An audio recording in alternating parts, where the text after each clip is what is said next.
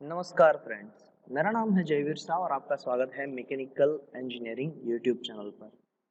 आज हम इस वीडियो लेक्चर में बात करेंगे डिटोनेशन और नॉकिंग के बारे में। वैसे तो मैंने लेक्चर्स में काफ़ी टाइम बताया है what is detonation and what is knocking. अगर आपको पता है तो पॉज कीजिए इस वीडियो को और नीचे डेफिनेशन लिख दीजिए what do you mean by detonation और नॉकिंग। और पर्टिकुलरली आज जो हम बात करने वाले हैं वो जीटीयू में पूछे गए 2 क्वेश्चन के बारे में बात करने वाले हैं। जी हाँ फ्रेंड्स, ये वीडियो लेक्चर्स जो प्रोवाइड किए जाते हैं वो स्पेसिफिकली इंटेंशनल होते हैं कि किस तरीके से बीई मैकेनिकल 7 सेमेस्टर जीटीयू के अंदर पढ़ रहे बच्चों के लिए इफेक्टिव हो, यानी as per the syllabus of IC engine हो। अभी मैं आपको 2 क्वेश्चन बताने वाला हूँ। वो क्वेश्चंस ऑलरेडी पूछे गए हैं। कहाँ पर पूछे गए हैं? In case of GTU examination previously asked. तो फर्स्ट क्वेश्चन है what is pre ignition in case of IC engine. ये भी एक टर्म है जो हमें तीनों साथ में ही टर्म सीखने को मिलेंगे, यानी pre ignition, detonation and knocking. Pre ignition is a similar word and detonation and knocking एक ही कंडीशन है जहां पर हम बात कर रहे हैं। Then second question is define pre ignition. Pre ignition को डिफाइन भी करना है। And third question is discuss how the detonation and pre ignition affect the combustion in SI engine. How the detonation and pre ignition affect the combustion in SI engine. ये question पूछे गए थे question number 5A in summer 2017 and winter 2020 and question number 5C winter 2017 3 और 4 marks के लिए। उसके बारे में आज की वीडियो में हम बात करेंगे। नमस्कार फ्रेंड्स, मेरा नाम है Jayveer Shah once again and my qualifications are B mechanical with 9.47 CPI and during my bachelor's I got 10 out of 10 SPI 3 times. Masters in automobile with 9.12 CPI and post-graduation diploma in intellectual property right with top in Gujarat with 9.12 CPI. During my tenure, I cleared patent agent examination and my Indian patent agent number is 3339. Also, I am PhD pursuing candidate and currently working in Virayathan and having 10 years of teaching experience over here in mechanical engineering department, which is affiliated by GTU, UGC and IICT. A YouTuber and a mentor. Let's discuss this topic, and before begin this topic, let's see this video in order to clear our view about how detonation is working. And for that purpose, I am also putting one more tool over here. So let's begin with this video.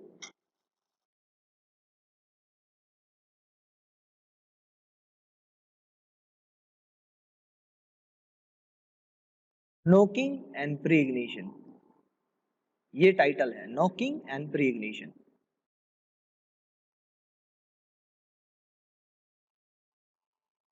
देखिए यहाँ पर हमें दिखाया गया है कि regular combustion में क्या क्या होता है। तो रेगुलर कंबशन में मैं अगर बात करूं तो पिस्टन मूवमेंट करता है from bottom dead centre till top dead centre.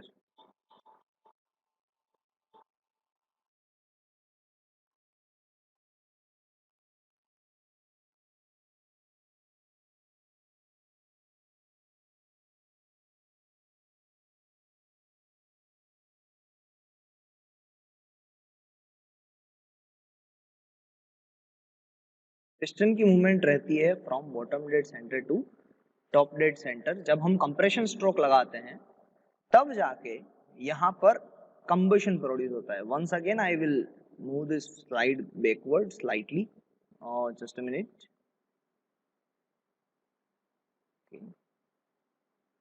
इसको मैं थोड़ा सा पीछे ले लेता हूँ। जी हाँ, बस इतना है। देखिए यहाँ पर कंबशन फिनोमिना हो रहा है। कंबशन फिनोमिना कहाँ पर हो रहा है? ये कंबशन हो रहा है। इसको मैं रेड कलर से डिनोट कर दूं या कोई और कलर से डिनोट कर दूं।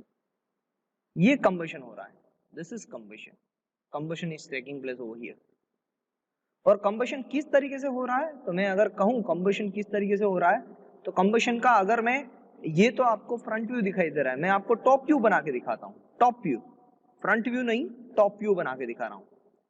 तो टॉप व्यू के लिए आप ये समझ सकते हैं कि यहाँ पर कहीं पर स्पार्क प्रोड्यूस हो रहा है, यहाँ पर कहीं पर स्पार्क प्रोड्यूस हो रहा है,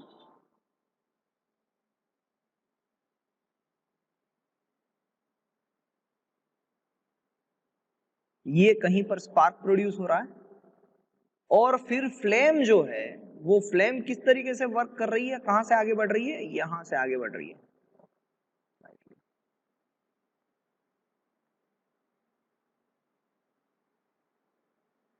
फ्लेम है कुछ इस तरीके से सिलिंड्रिकल शेप में, आप समझिएगा ये पूरा सिलिंड्रिकल शेप में ही आगे बढ़ रहा है।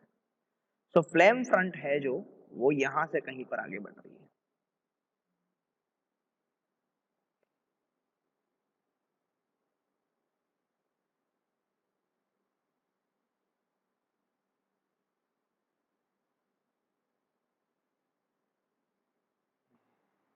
ये फ्लेम यहां से लेके बाउंड्री तक जा रही है, ये टॉप व्यू है, this is a top view, और ये क्या है, ये आपके सामने फ्रंट व्यू लगाया गया है। तो दोनों को कंपेयर करते रहिएगा कि टॉप व्यू में किस तरीके से फ्लेम डिस्ट्रीब्यूट हो रही है और फ्रंट व्यू में किस तरीके से फ्लेम आगे बढ़ रही है। ये दोनों को जानना जरूरी है, क्योंकि हम डिफाइन कर रहे हैं कि ये जोन में जो लास्ट मैंने बनाया, वो जोन में सबसे ज्यादा कंप्रेशन होगा, ये जोन में सबसे ज्यादा कंप्रेशन होगा। कहां पर, यहां पर, और यहां पर ही सबसे ज्यादा होता है इम्पैक्ट ऑफ नॉकिंग और डिटोनेशन। यहां पर ही हो सकता है प्रिग्निशन, या फिर यहां पर ही हो सकता है नॉकिंग और डिटोनेशन। ऐसा क्यों, इसको हम समझेंगे डिटेल में। तो उसके लिए देखते रहिएगा मैंने जहां जहां पर पॉइंट बनाए हैं, और पिस्टन की मूवमेंट पहले दिमाग में डाल दीजिएगा कि पिस्टन जब सक्शन स्ट्रोक कंप्लीट करके जब कंप्रेशन स्ट्रोक करेगा, at the end of the compression stroke spark produce होगा, शायद 160 डिग्री या 180 डिग्री ऑफ क्रैंक रोटेशन, वहां पर जाके नॉकिंग या डिटोनेशन फिनोमिना जनरेट होगा। अगर बिफोर स्पार्क हो रहा है तो उसे हम प्रीग्निशन कहेंगे, और अगर आफ्टर स्पार्क हो रहा है तो उसे हम नॉकिंग और डिटोनेशन कहेंगे। अगर ये बात चली चुकी है तो चलिए आपको बता देता हूं कि नॉकिंग क्या है। Knocking is a self ignition of a fuel before, sorry, knocking means self ignition of a fuel after production of spark. Just a minute.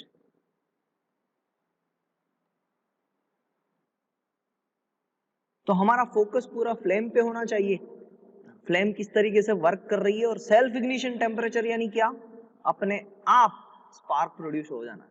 ये कुछ इसी तरीके से, जिस तरीके से आप है ना नोकिंग और डिटोनेशन फिनोमिना में आ जाते हैं जब आप एग्जामिनेशन आपकी नजदीक आ जाती है, तब आपको स्पार्क की जरूरत नहीं रहती है, या फिर without producing a spark you can generate your self ignition temperature, means आप अपने आप पढ़ाई कर लेते हैं। That is the meaning of knocking and detonation. वहां पर नहीं करना चाहिए ऐसा, जनरली ऐसा नहीं करना चाहिए, बट ये फिनोमिना सभी जगह पर एप्लीकेबल है। आप अगर समझेंगे कि आप जब भी पढ़ते हैं without having an opinion from the lecturer और योर प्रोफेसर, तो आप समझ लीजिए कि आप नॉकिंग और डिटोनेशन फिनोमिना को कहीं ना कहीं यूटिलाइज कर रहे हैं।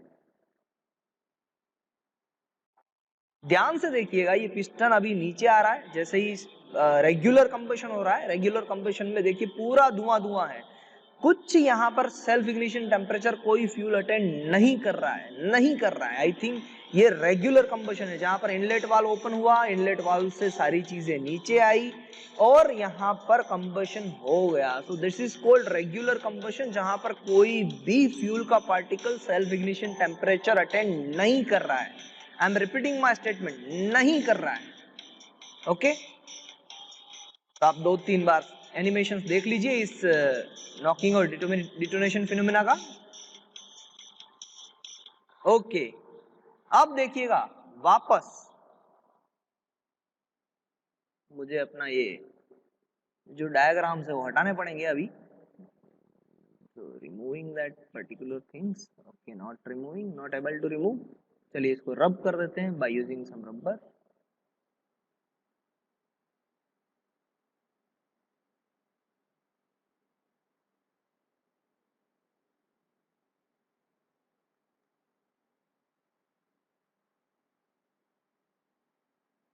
ओके, हो गया।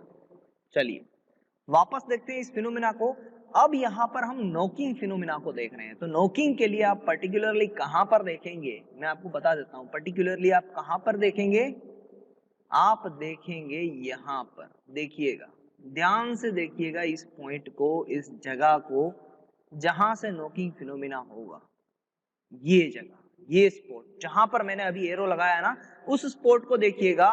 फ्लेम पहुंचने से पहले ही वो अपने आप जल जाएगा, यानी सेल्फ इग्निशन टेम्परेचर अटेन कर लेगा, and that is called knocking. Let's see how.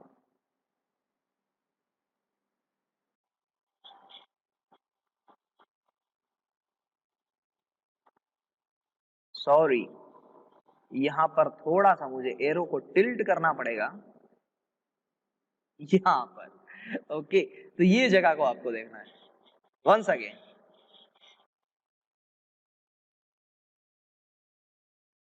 ध्यान से देखिए इस फिनोमेना को, बहुत ही ध्यान से देखिए। ये एनिमेशन से जितना समझ में आएगा ना आपको, उतना मेरे डिलीवरी से समझ में नहीं आएगा। ध्यान से देखिएगा, ध्यान से देखिएगा, ध्यान से देखिएगा। अभी सेल्फ इग्निशन होने ही वाला है, एंड हियर वी गो। देखा आपने? तो हुआ क्या, देखिए अभी तो फ्लेम आगे बढ़ ही रही है, फ्लेम तो अपना मूवमेंट दे ही रही है, बट उससे पहले जो कोने पे सेल्फ इग्निशन टेम्परेचर अटेंड कर लिया फ्यूल ने। और ये कोने पे ही क्यों किया, क्योंकि यहाँ पर दो सरफेसेस एक्ट कर रही है। मैं आपको दिखा देता हूँ कौन कौन से सरफेसेस है वो।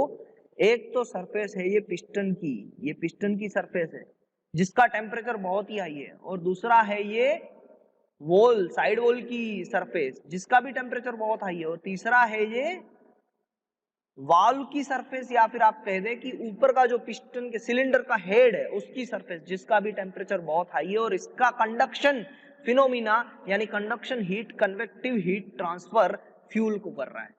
ये कंडक्शन हीट ट्रांसफर बाद में कन्वेक्टिव हीट ट्रांसफर किसको कर रहा है, फ्यूल को कर रहा है। और फ्यूल को सेल्फ इग्निशन टेम्परेचर अटेंड करने में मदद कर रहा है।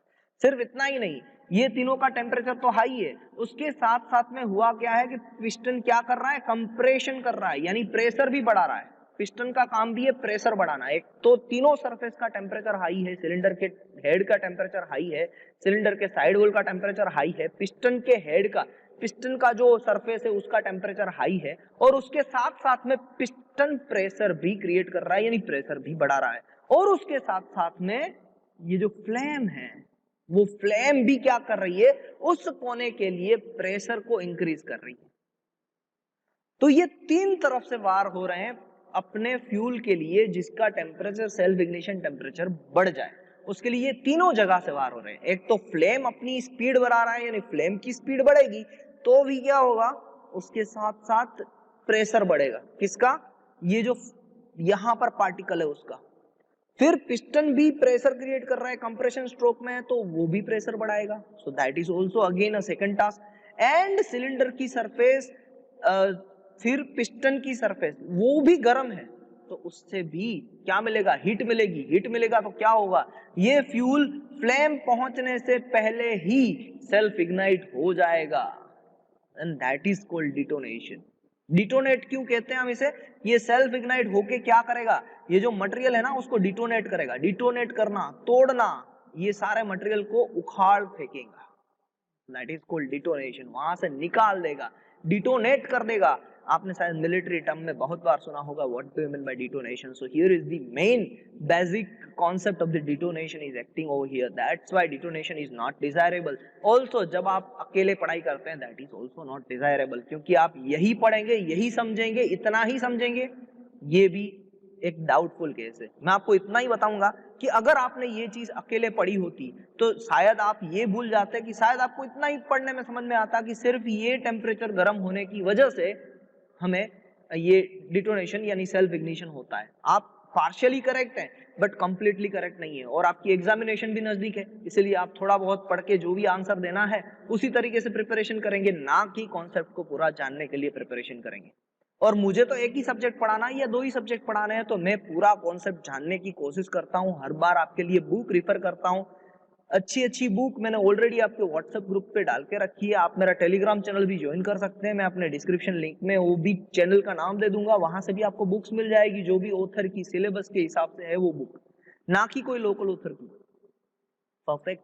तो आप वहां से भी पढ़ सकते हैं, ऐसे एनिमेशंस देख सकते हैं जहां से आपका कॉन्सेप्ट और भी क्लियर हो। मगर ये एनिमेशन में भी कहीं पर भी नहीं लिखा हुआ है कि प्रेशर कहां से क्रिएट हुआ, प्रेशर कहां से जनरेट हुआ, यानी किन किन वजहों से सेल्फ इग्निशन या नॉकिंग फिनोमेना हो रहा है। मैंने आपको जितना बताया वो सारी चीजें, it's a combination effort of the knowledge from the book and the power of animation. So अगर आपको ये वीडियो अच्छा लगा, लाइक शेयर एंड सब्सक्राइब करना मत भूलिएगा। अभी भी वीडियो बाकी है, देखते जाइए। मैं पहले ये निकाल लूं। ओके, वापस आ गए हम। देखते जाइए ये फिनोमिना और नॉकिंग और डिटोनेशन समझिए कंप्लीट को। यहां पर क्या लिखा हुआ है, with knocking the initial ignition of the mixture is initiated by the spark plug.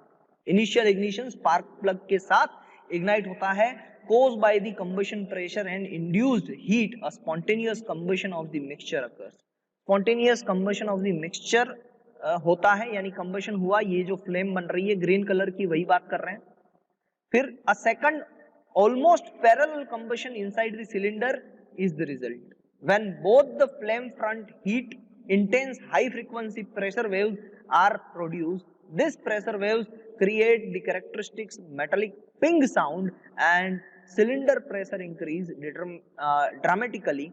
Knocking combustion can lead to preignition because of the high combustion temperature। अब यहां पर क्या बता रहे हैं ये समझ लीजिए।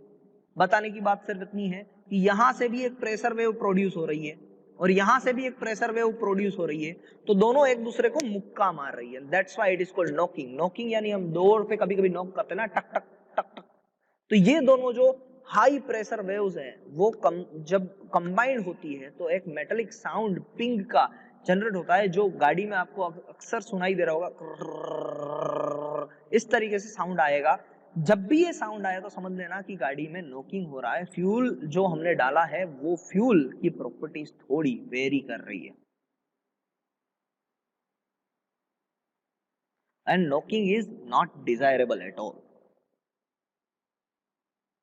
चलिए अब इसको भी निकाल लेते हैं अभी। ओके, सभी निकल गया। चलिए,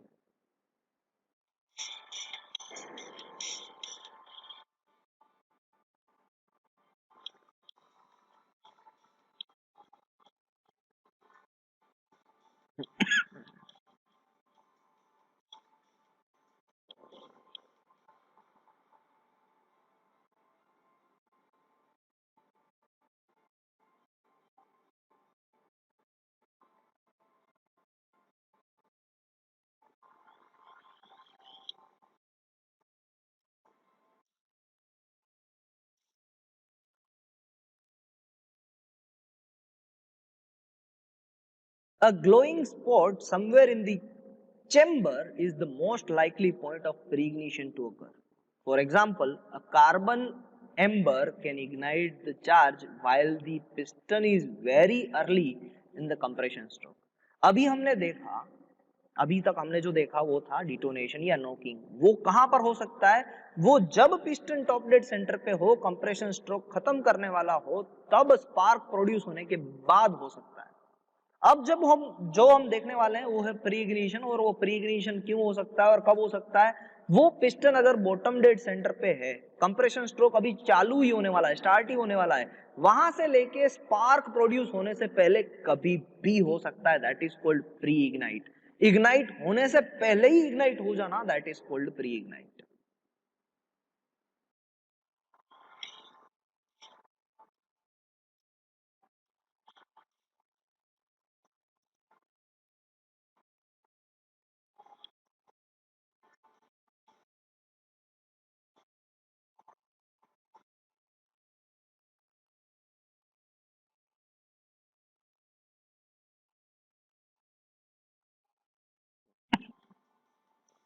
परफेक्टली एनिमेटेड व्यू है आपके लिए।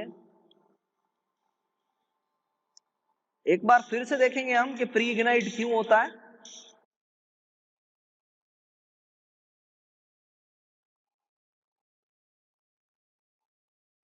देखिए कार्बन पार्टिकल्स कभी कभी रह जाते हैं। ये कौन सा वाल्व है, या तो आप सक्शन वाल्व समझिए या एग्जॉस्ट वाल्व समझिए। होगा तो ये एग्जॉस्ट वाल्व ही, क्योंकि अभी पिस्टन एग्जॉस्ट स्ट्रोक में या कंप्रेशन स्ट्रोक में जा रहा है। तो ये जो वाल्व ओपन हो रहा है ना, ये वाल्व ओपन होने से एक छोटा सा पार्टिकल, छोटा सा कार्बन पार्टिकल, कार्बन डिपोजिट जो कहां पर है, वाल्व के ऊपर है, वो कार्बन डिपोजिट नीचे आ रहा है। वो कार्बन डिपोजिट नीचे आ रहा है, चाहे वो सक्शन वाल्व से आए चाहे वो एग्जॉस्ट वाल्व से आए, बट ये कार्बन डिपोजिट जब नीचे आ रहा है ना, तो वो कार्बन डिपोजिट गर्म होने की वजह से, वो कार्बन डिपोजिट हीटेड होने की वजह से, क्योंकि वो कार्बन डिपोजिट है किसका, वो है एग्जॉस्ट गैस का या फिर इनलेट गैस का, जो initial pressure and temperature attain कर चुका है, जो initial pressure and temperature attain कर चुका है, कंबशन जिसका हो चुका है, और बाद में ये पार्टिकल्स वाल्व पे चिपक गए हैं। तो ये पार्टिकल्स का टेम्परेचर बहुत ही हाई होता है, और वो पार्टिकल अगर छोटा सा भी इंजन के अंदर आ जाए तो वो क्या तहलका मचा सकता है, यही दिखाया गया है इस वीडियो में। ध्यान से देखिएगा प्री इग्नाइट कैसे हो रहा है। ये छोटा सा कार्बन पार्टिकल वो मशीन को किस तरीके से प्री इग्नाइट कर रहा है।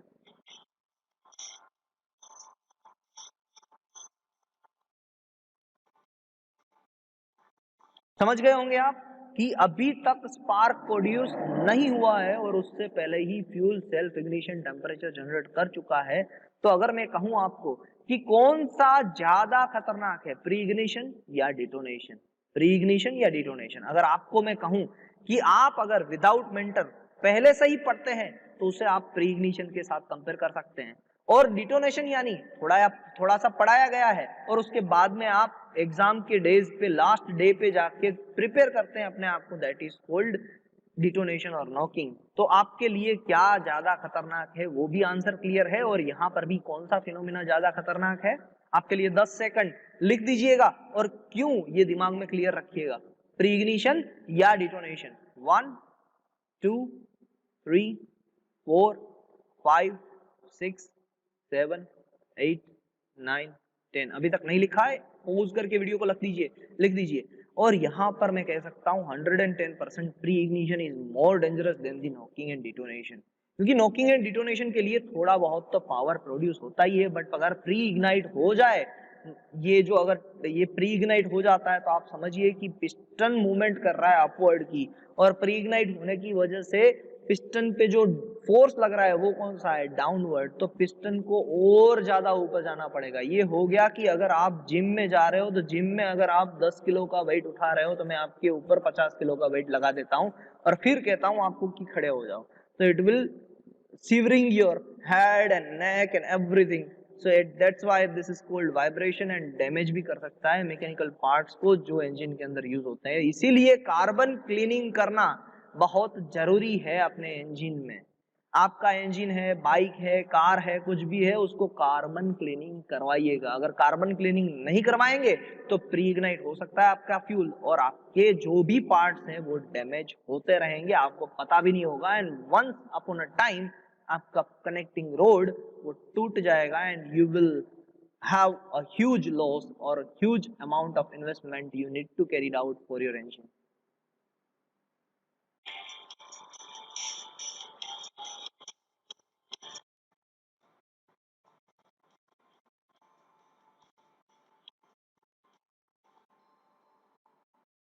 यहां पर लिखा हुआ है a glowing spark plug tip can also be the reason for a pre-ignition. To avoid this, it is very important to use the right heat range and tightening torque.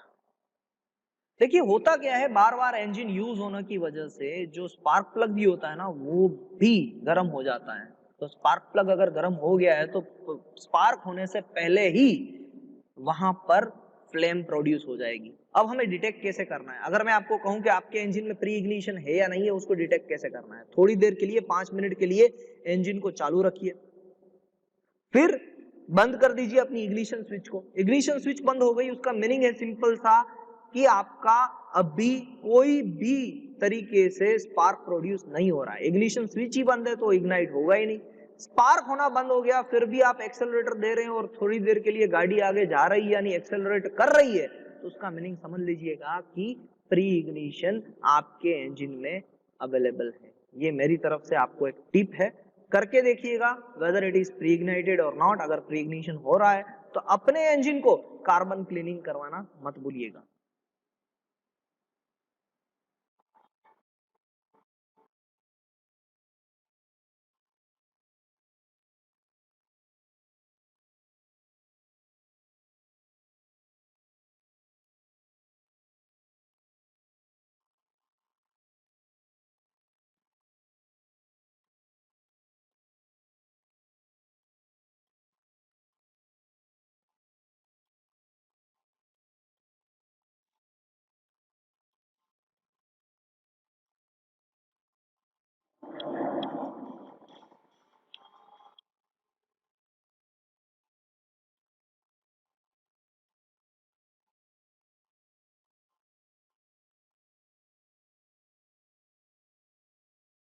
आपने अच्छी तरीके से देख लिया कि किस तरीके से अगर स्पार्क प्लग हीट हो जाए तो किस तरीके से प्री इग्नाइट हो सकता है फ्यूल।